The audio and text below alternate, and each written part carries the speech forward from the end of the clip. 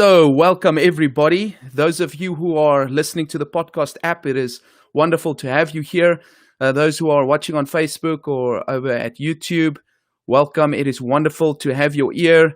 This show is about fishing for men. That is the podcast title, Fishing for Men with Mac, and it deals with the topics that we generally deal with when people question the existence of God. If you're a disciple of Jesus and you want to tell other people about him, people always come up with these questions. And so this podcast is about that. It is helping us grapple with the big questions about the existence of God. And we're currently busy with a series called The 22 Reasons to Stop Believing in God. So there's a guy on YouTube that made a video. Still don't know what his name is. I should have probably checked that out. And he just made this video with 22 short statements that sort of gives us reasons to stop believing in God. And so I'm addressing each one of those 2 a week. And we are in show 8 already of 11. And yeah, it's been exciting so far. I had some interesting feedback from people. I've covered 14 of those objections to belief in God so far. And tonight I'm going to be dealing with number 15 and 16. It's not going to be a long show tonight. It's going to be a fairly short one because there's not really too much to say about this. Anyways, here's the 2 questions for tonight. Does obeying the Bible make your life worse? That's the one question we're sort of going to tap into. And the second question is, did God create bananas for those in the States, bananas for those in South Africa? Did God create bananas or did they evolve this way? That's sort of the questions for tonight. If you're not interested in that, you can just clutch out. Just quick advertisement, please. If you've never heard of CoCare, please go check out CoCare Foundation. They're on Facebook. We've got a website as well. It's an NPO that just strives to help people physically and also spiritually. The only NGO that I basically know that not only helps people physically but tries to help them spiritually as well. Man does not live by bread alone, but by every word that comes from the mouth of God. Please go check that out. Okay, so here's rebuttal 15 and 16 of 22 reasons to stop believing in God. Here's number 15. Too many of God's followers using Bible verses to support their beliefs have made life worse for other people. That is the objection. Number 16. No matter what Ray Comfort says, God didn't create bananas to look this way. They evolved this way without God's help. So let me start with the first one and just repeat it for you.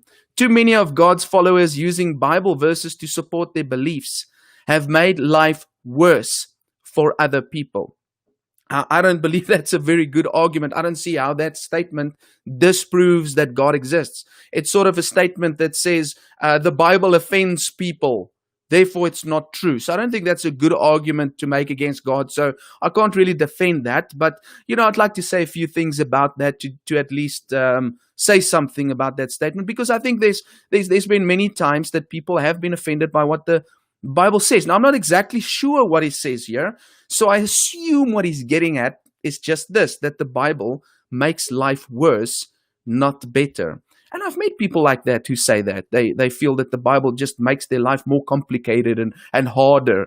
And maybe one issue might be, for example, homosexuality. Let me just use that as an example.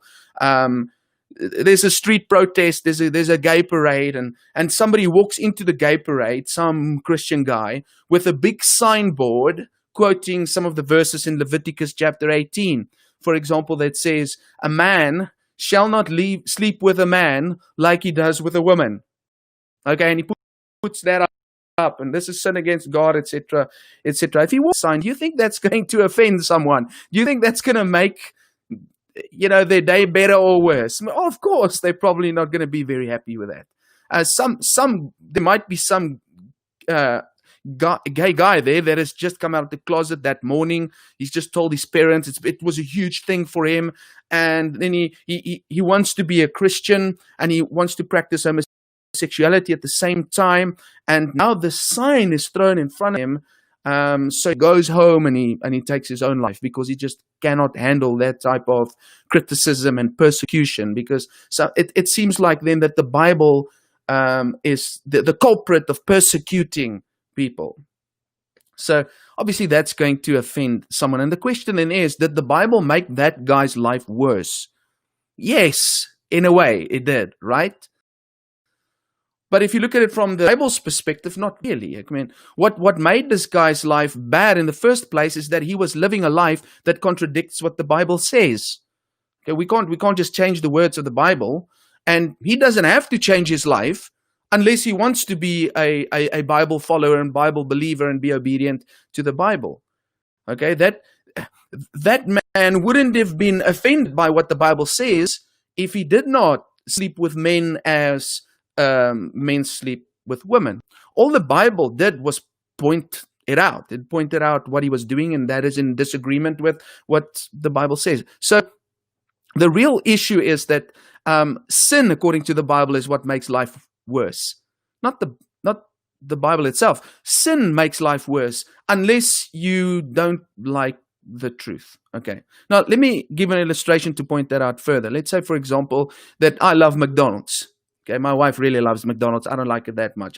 I smoke Burger King. They've got that chili cheese chicken sandwich. Oh my goodness! Never had one of those. You got to get one of those. It's amazing, absolutely amazing. In any case, so let's say, for example, okay, let me use myself as an example. I love, I love, let's say I love McDonald's. Okay, so I walk down the street, and someone holds out a sign that says McDonald's is bad for you and it makes you fat.